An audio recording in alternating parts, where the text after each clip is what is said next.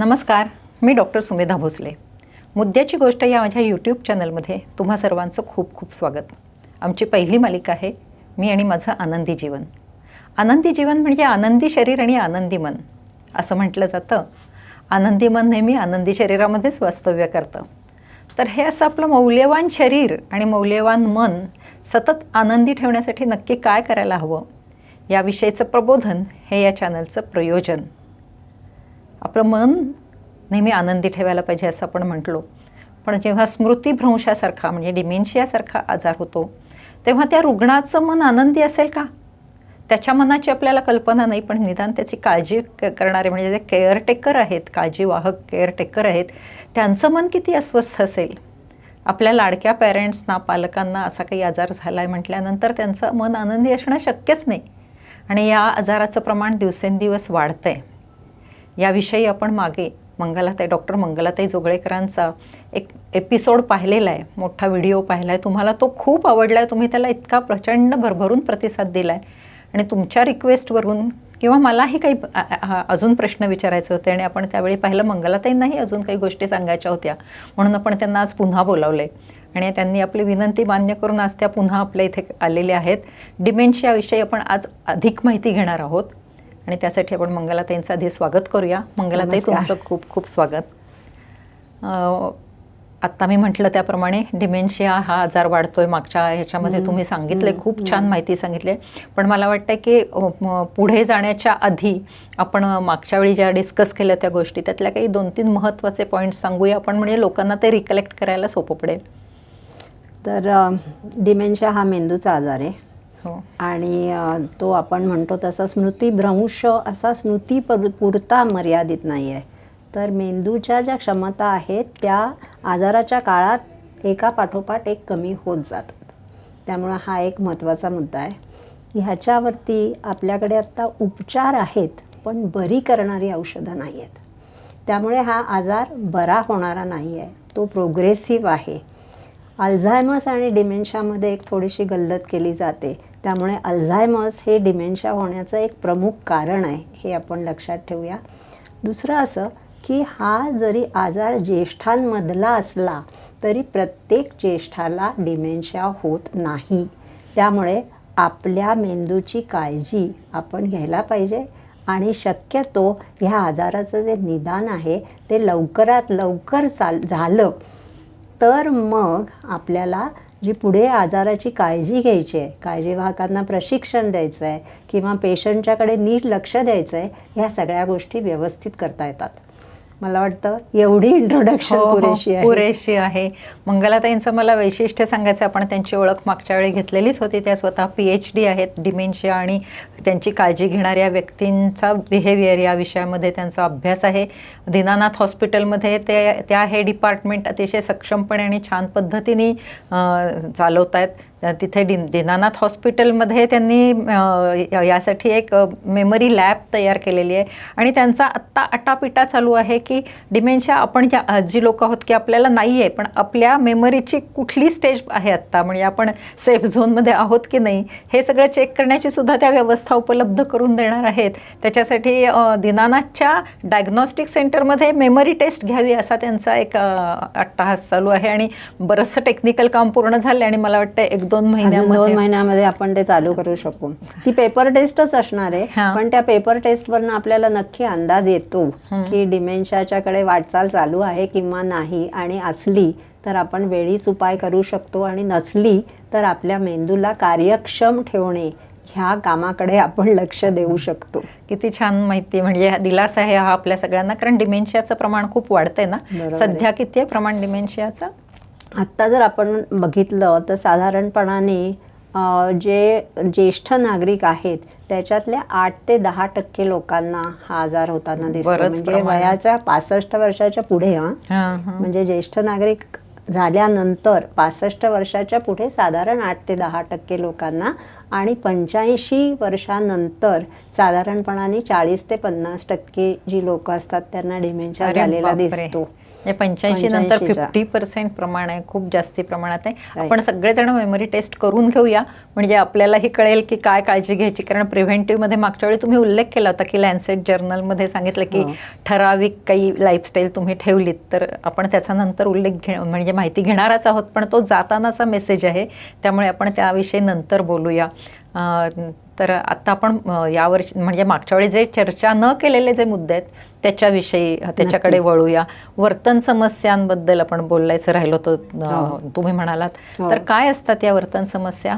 तर वर्तन समस्या हा एक फार फार महत्त्वाचा मुद्दा आहे, ज्याला इंग्लिशमध्ये आपण behaviour and psychological symptoms of dementia असं म्हणतो. ही जी लक्षणं आहेत ती नॉन कॉग्निटिव्ह आहेत, म्हणजे मानसिक भावनिक असतील आणि वर्तणुकीशी ही निगडीत आहेत. ह्यातला एक महत्त्वाचा भाग असा आहे की जरी मेंदूच्या लक्षणांबद्दल म्हणजे मेंदूमध्ये जे बदल होत आहेत डिमेन्शियामुळे त्याबद्दल आपण काही करत नसलो तरी ह्याबद्दल आपण करू शकतो, कारण ते बिहेवियर रिलेटेड आहेत.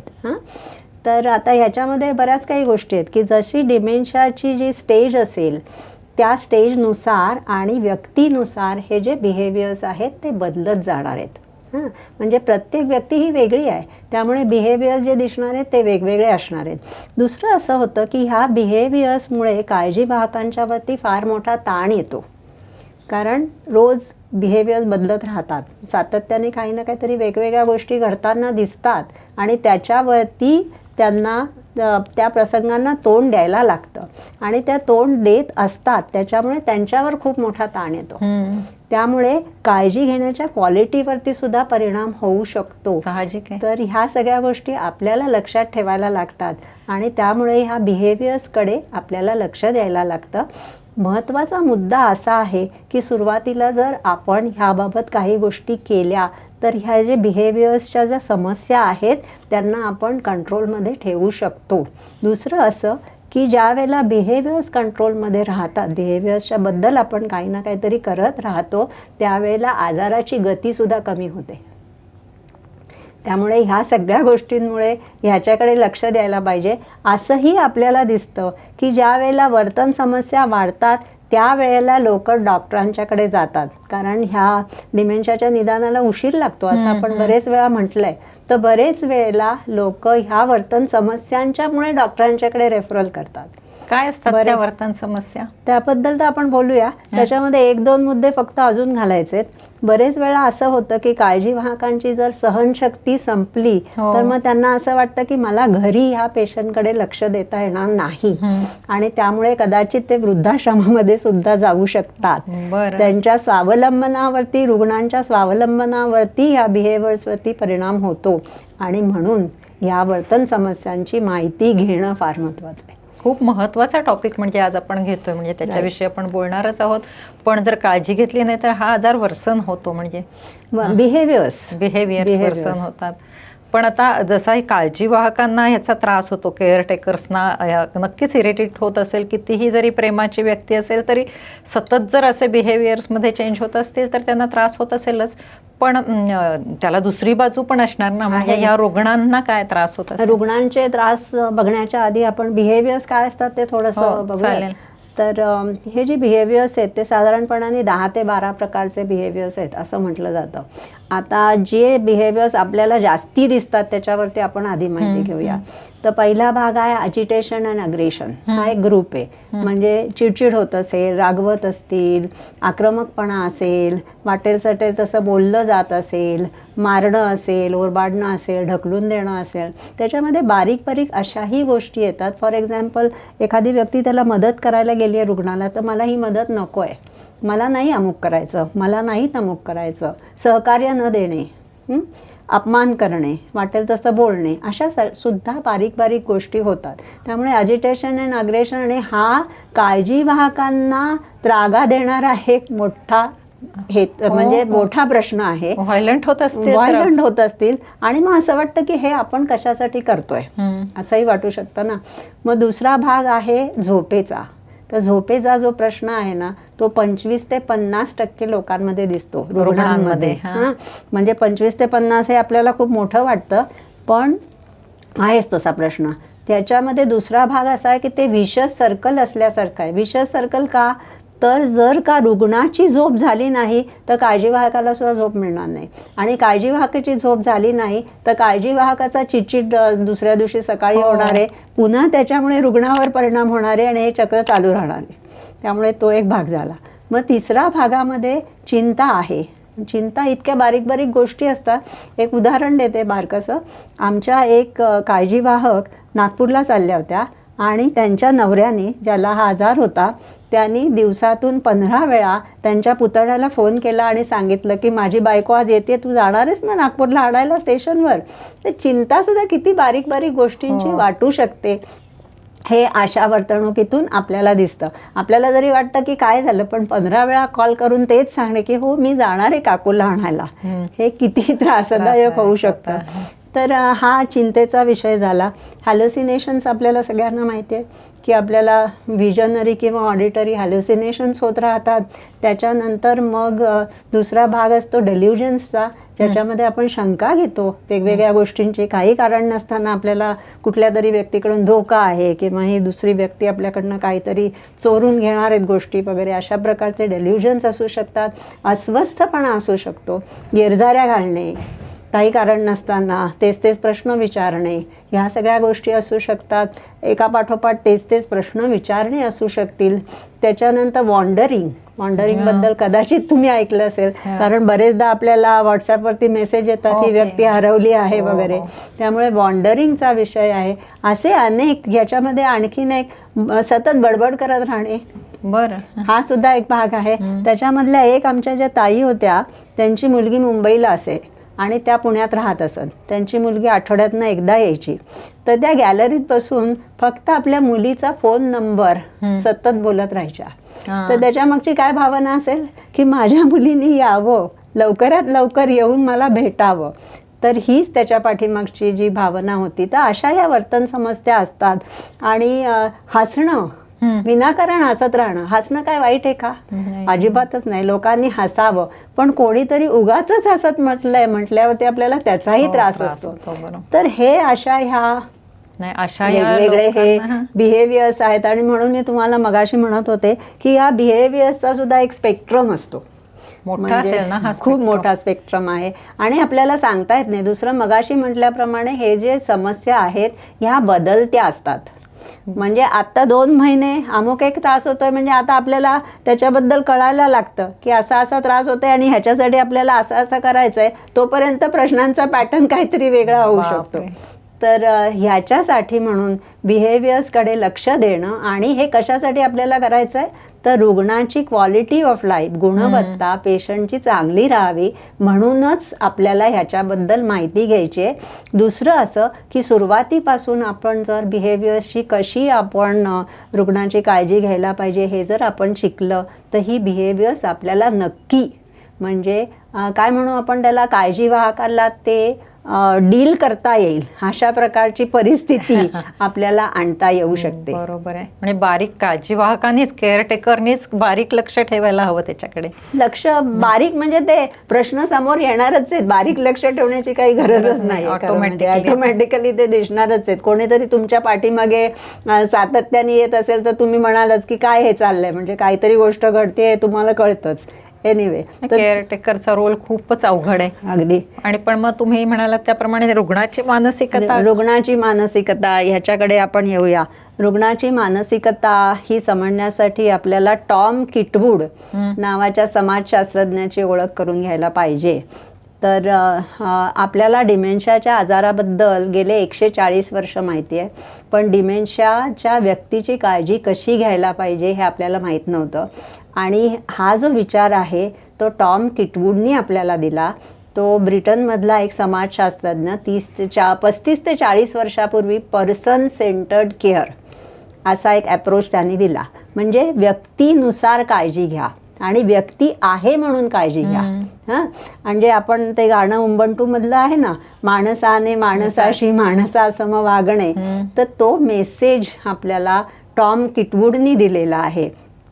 त्यामध्ये आणखीन काय गोष्टी सांगता येईल की डिमेन्शियाचा जो रुग्ण आहे तो कॉन्शियस आहे, तो काही बेडरिडन झालेला नाही आहे, तो जिता जागता चालता फिरता हसता खेळता माणूस आहे. तर तुम्हाला त्याच्याकडे त्याच नजरेने बघायला पाहिजे.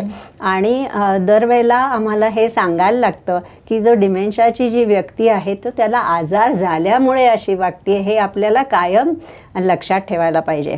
आता रुग्णाचा विचार जर करायचा झाला तर समजा आपण रुग्ण आहोत अशी जर आपण कल्पना केली आणि तुम्ही समजा एखाद्या खुर्चीवर बसलात, घरामध्ये काय काय गोष्टी चालल्या, तुम्हाला काही समजत नाही काय चाललंय, तुम्हाला कोणी विचारायला येत नाही, तुम्हाला कोणी सांगायला येत नाही, फक्त तुमच्यासाठी काहीतरी करायचं आहे म्हटल्यावरती चला उठा, आंघोळीला जायचं आहे आपल्याला, या आता तुम्ही औषधं घ्या, चला या हे कपडे घाला, किंवा चला या आपण आता जेवायला बसतोय वगैरे वगैरे.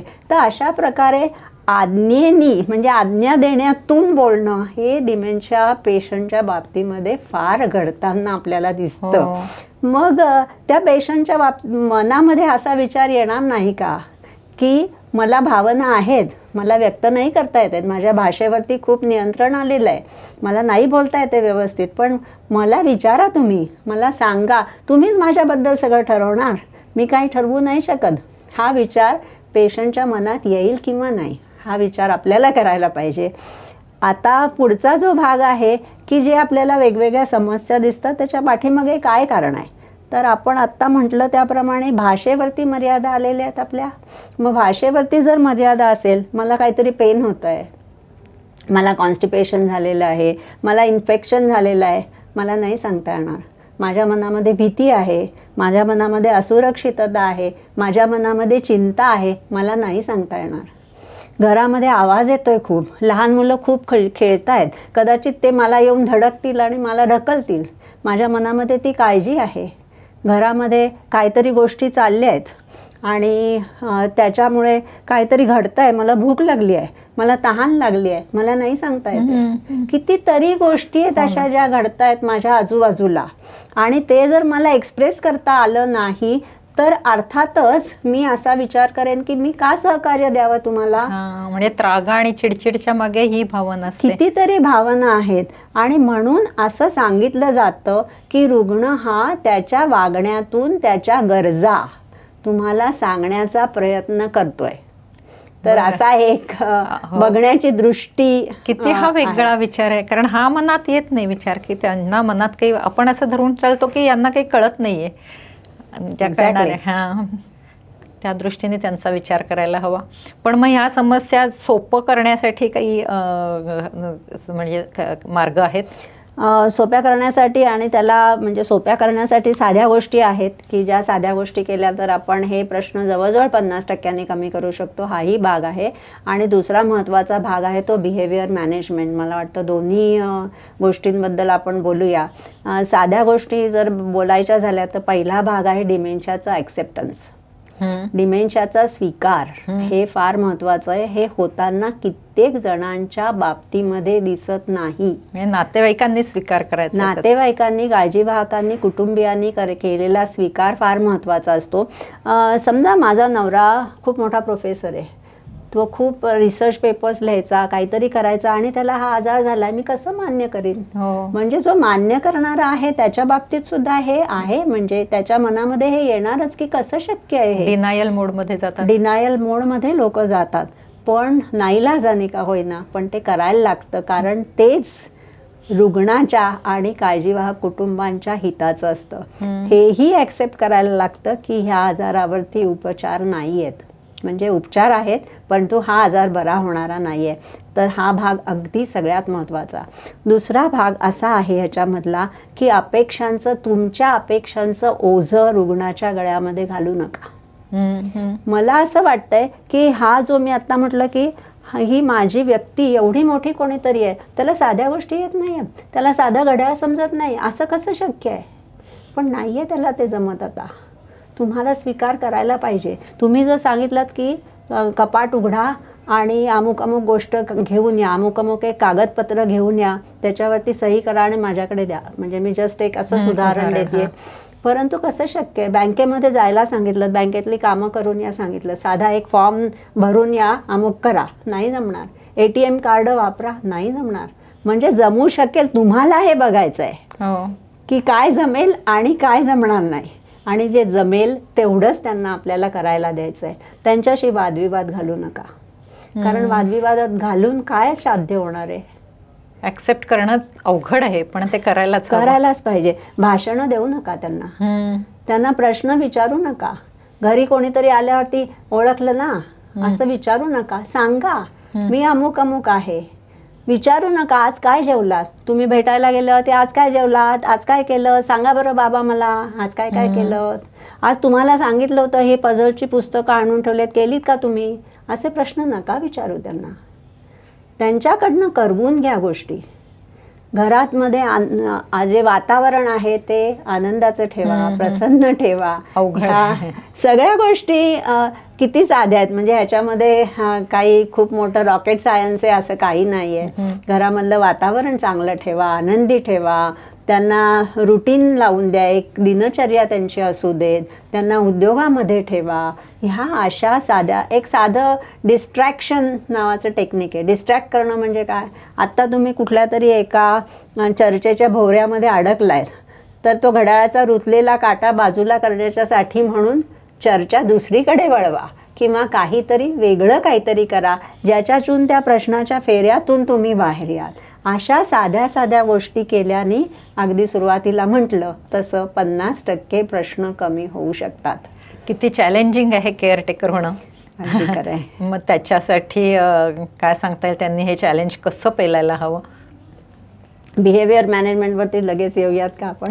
का चालेल. बिहेवियर मॅनेजमेंट हा जो भाग आहे तो अत्यंत महत्त्वाचा. त्याच्या आधी यातलं काही सांगण्यासारखं आहे का? म्हणजे मग काळजी भागाच्या दृष्टीने विचार करणं सुद्धा महत्त्वाचं आहे. मला वाटतं आधी ते बोलूयात आणि मग आपण बिहेवियर मॅनेजमेंट. तुम्ही म्हणालात आता की संवाद त्यांच्याशी साधा. आता हे संवाद कौशल्य सुद्धा डेव्हलप करायला हवं ना, कारण एक तर कसं होतं की कोणीतरी प्रेमाची व्यक्ती असते, त्या व्यक्तीची ती आई आहे किंवा सासू आहे आणि रोजच्या आयुष्यातली आहे.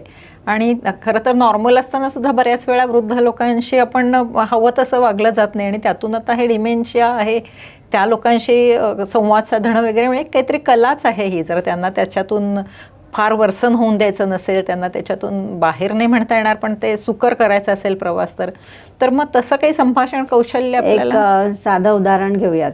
समजा मी केअरगिव्हर आहे आणि मला आत्ता नोकरीवर जायचं आहे. सकाळचे 9 वाजलेत, मला एक 15-20 मिनटं आहेत अजून निघायला. माझे सासूबाई डिमेन्शियाच्या पेशंट आहेत आणि मला या 20 ते 25 मिनटात त्यांचं सगळं आंघोळ पाणी सगळं उरकून जायचं आहे.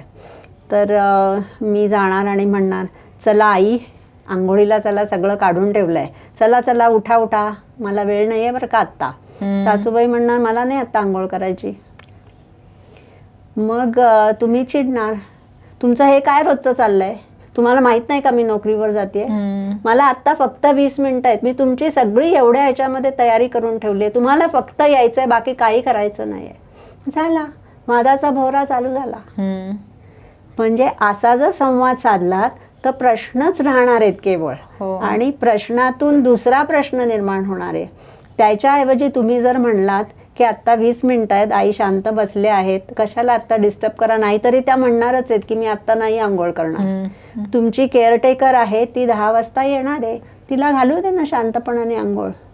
रविवारच्या दिवशी तिला शिकवून ठेवा की आंघोळ नाही घालायची. सासूबाईंना म्हणजे काय बघायला लागतं, काय करायला लागतं, ज्या ज्या गोष्टी आहेत तिच्या समोर तुम्ही 1-2दा घालून दाखवा, तिला सांगा. जर तुम्ही ह्या गोष्टी सोडून दिल्यात तर तो प्रश्न तिथेच निपटून जातो ना. बरोबर आहे. तर ही संवाद कसा करायचा ह्याची एक छोटीशी झलक दाखवली.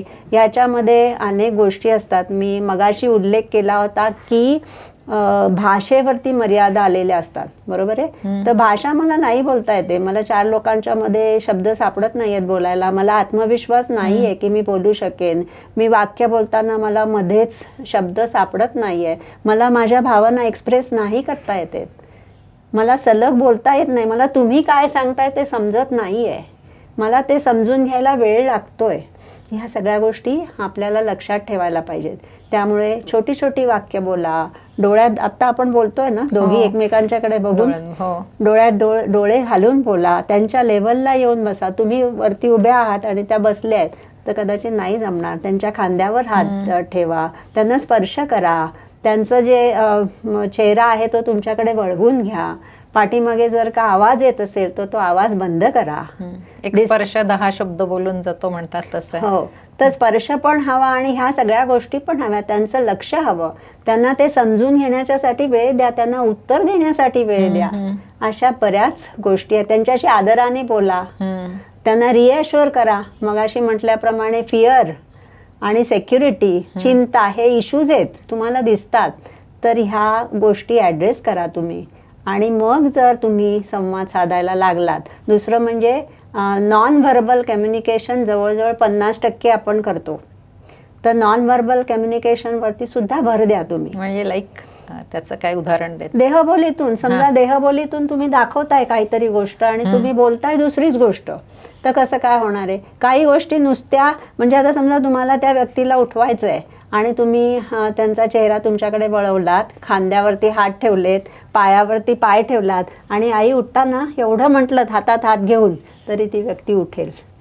नॉनव्हर्बल कम्युनिकेशन तुम्ही खूप करू शकता. दुसरं एवढंच नाही आहे, तर ही व्यक्ती तुमच्याकडे बघत असते.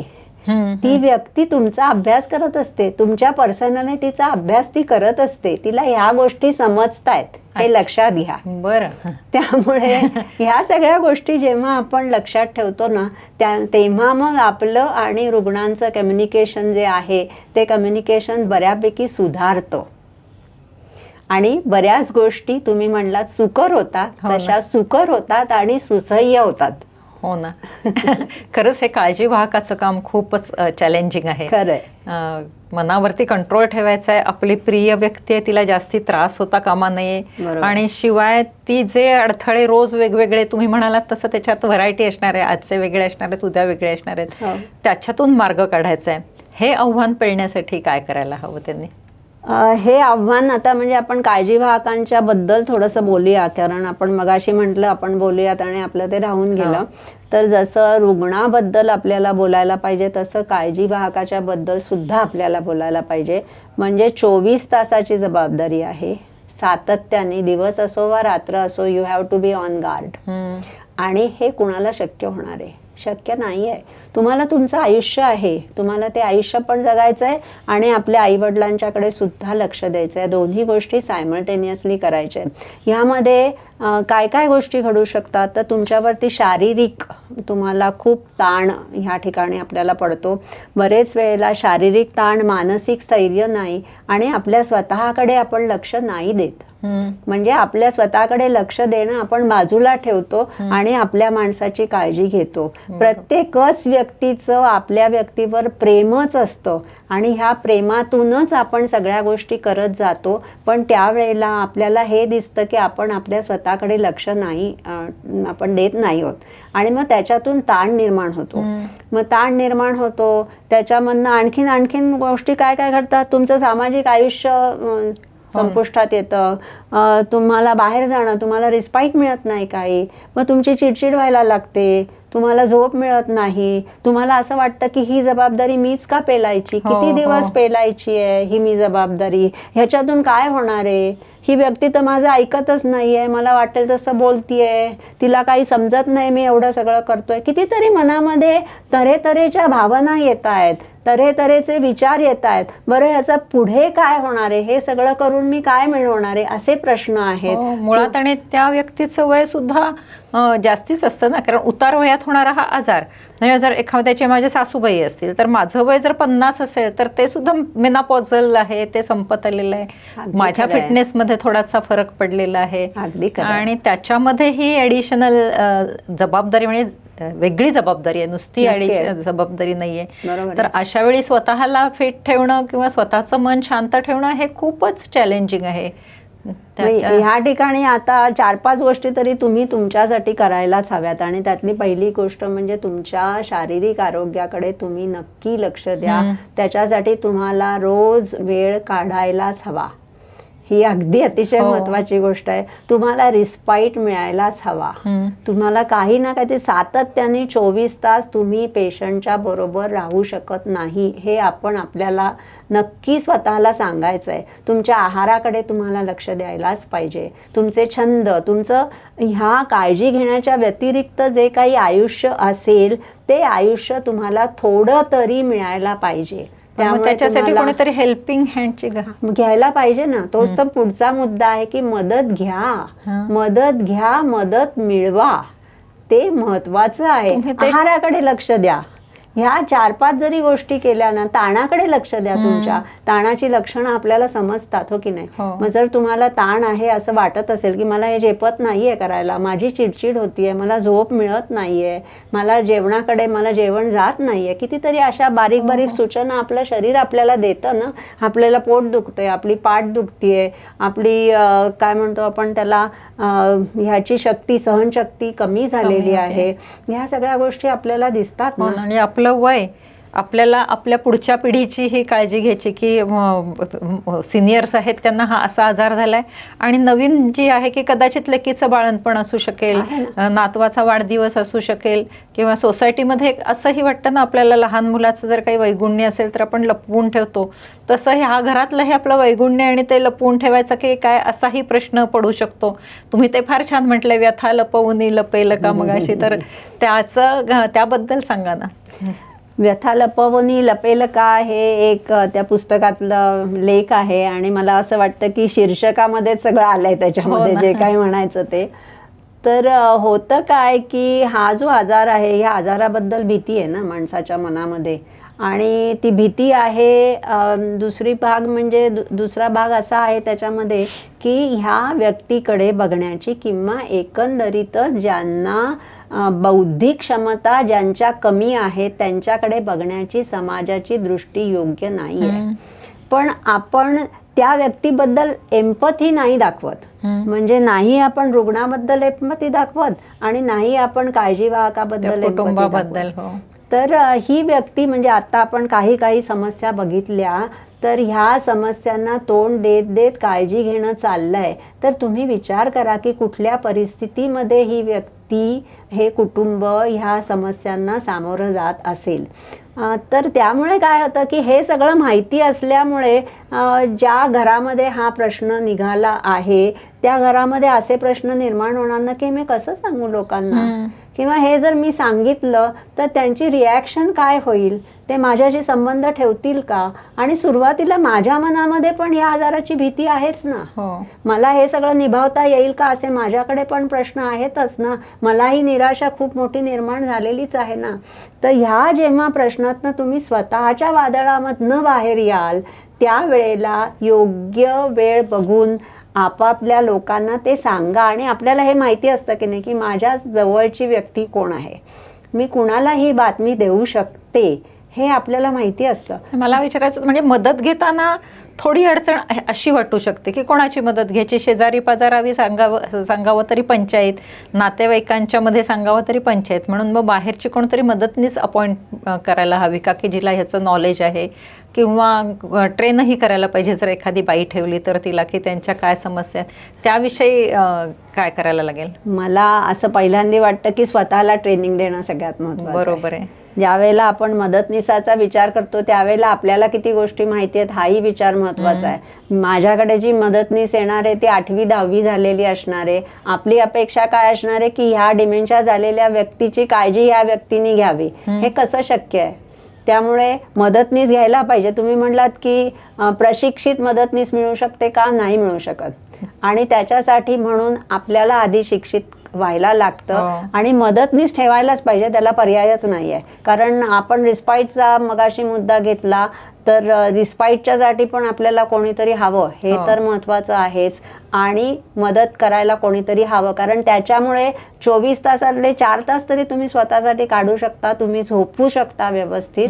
पण मला असं वाटतं की स्वतः प्रशिक्षण घ्या आणि तुमच्या वर्तनामधून तुम्ही काळजी कशी घ्यायची ते दाखवा, आणि त्या व्यक्तीलाही माहिती द्या. डिमेन्शिया म्हणजे काय आहे ते सांगा त्यांना. अमुक पहिल्यांदी आज समजा एखादी तुमच्याकडे नवीन बाई आली की की लगेच हे आंघोळीला घेऊन जा असं नका करू. त्यांना दाखवा काय रीतीने करायला पाहिजे, तिथे कशा रीतीने अडचणी काय येतील. आणि केव्हाही प्रश्न निर्माण झाला तर पहिल्यांदा तुम्ही सामोरं जा, तुम्ही दाखवा की कसं करायला पाहिजे. अशा रीतीने ज्यावेळेला तुम्ही प्रशिक्षण देता ना मदतनीसाला, त्यावेळेला मग ती मदतनीस सुद्धा टिकून राहते, नाही तर मग मदतनीस सुद्धा टिकत वैतागून जाईल. बरोबर आहे. आणि मुख्य म्हणजे की सोपी सोपी कामं आपल्याला तिच्यावर ढकलता येतील. म्हणजे साधारण यांची विश्रांतीची वेळ आहे तेव्हा ती असेल, किंवा तुमची विश्रांतीची वेळ असेल की जे केअरटेकर आहेत त्यांच्या वेळी तिने यांना एंगेज ठेवायचं आहे, तर त्यावेळी तिने काय करायला हवं या गोष्टी आपल्याला तिला सांगता येतील. नाही, पहिल्यांदा सोपी कामं द्यायला पाहिजेत, पण हळूहळू त्या शिकतातच ना. म्हणजे माणूस शिकत शिकत जातो. जसं आपण शिकत शिकत जातो, आपण घडत घडत जातो, तसं तेही शिकत शिकत जातात. आपल्याला सुद्धा रोज वेगळी समस्या येणार आहे, त्यामुळे तोही म्हणजे आता पालकांचं पालकत्व घ्यायचं खरं सांगायचं तर किती हे खूप अवघड आहे तसं ना. हो, आपण आता ज्या वेगवेगळ्या समस्या बघितल्या त्या सगळ्याच समस्या तिथे येणार आहेत. कारण वार्धक्यामधले जे प्रश्न आहेत ते वार्धक्यामधले प्रश्न वेगळेच आहेत ना. म्हणजे लहान मुलाला वाढवणे आणि ज्येष्ठांच्याकडे बघणे या दोन्ही वेगवेगळ्या गोष्टी आहेत. तर त्याचं भान आपल्याला ठेवायलाच लागणार आहे. म्हणजे वेगवेगळ्या समस्यांची आपण माहिती काढून घ्यायला पाहिजे. आत्ता गरजा काय आहेत आपल्या आईवडिलांच्या ते आपल्याला बघायला पाहिजे. आणि ह्या सगळ्या गोष्टी बघून आणि मगच आपल्याला ह्या सगळ्या प्रश्नांकडे बघायचं आहे. लढा अवघड आहे. आपल्याला कणखर आणि मजबूत राहायला हवं, नाही का? येस. आणि पालकांचं पालकत्व घेताना आपल्याकडूनही चुका होऊ शकतात. तर त्याचीही मनाची म्हणजे तो एक गिल्ट असू शकतो की अरे माझ्याकडून हे असं झालंय. तर मग ह्या लोकांच्या अंतरंगाविषयी आपल्याला बोलता येईल. हो, अंतरंगाविषयी बोलूच या, पण थोडासा बॅकट्रॅक करूया का बिहेवियर मॅनेजमेंटकडे? म्हणजे आता महत्वाचा विषय चालू आहे की बिहेवियरल मॅनेजमेंट कशी करायची, पालकांचं पालकत्व कसं घ्यायचं. तर हे आपण मोठा टॉपिक आहे आणि अतिशय महत्त्वाचा टॉपिक आहे. त्यामुळे आपण पुढच्या विभागात घेणार आहोत हे. त्यामुळे अजिबात पुढचा विभाग चुकवू नका. मुख्य म्हणजे सबस्क्राईब करा, कारण तुम्ही सबस्क्राईब केलं असेल तर पुढचा एपिसोड तुमच्याकडे ताबडतोब येईल. त्यामुळे चॅनल सबस्क्राईब करा, लाईक करा आणि शेअर करा. पुन्हा आपण मंगलाताईंना भेटूया पुढच्या विभागामध्ये, ज्याच्यामध्ये आपण आणखीन महत्त्वाची माहिती घेणार आहोत. धन्यवाद.